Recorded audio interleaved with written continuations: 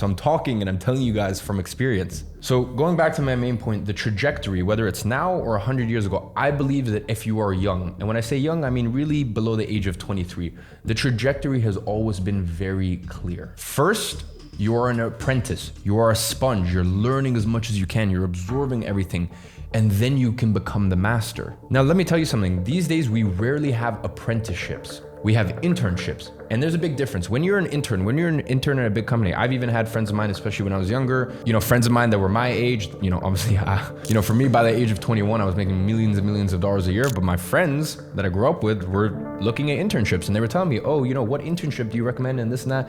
And I had to tell them very honestly, I said, listen, if you go to a company that's more than 200 employees, you're gonna be lost. No one's gonna train you. You're not gonna really learn anything. But if you look back 200 years ago, let's say you were even a locksmith, you would be an apprentice, you would be young, and you would be studying the craft. And even in places like Japan, this stuff still goes on. You're young and you work for a company that's not massive, not too big where you get lost, and you learn things and you get to see the back end and you get to see how a master of their craft does something, and you get to take all of this in as a sponge. I mean, it's the best thing you could do for yourself at the age of 17, 18, 20, 21. So just understand the difference between an apprenticeship and an internship. Really, the difference is this one, you're gonna get time, attention, and you're gonna get to really learn the craft. This one, you're just thrown in with the dogs and you have to fend for yourself. No one is really gonna take the time and care and attention to show you the ropes. So I really think that if you're 21 or younger, when you're making the decision, hey, what's my next career move?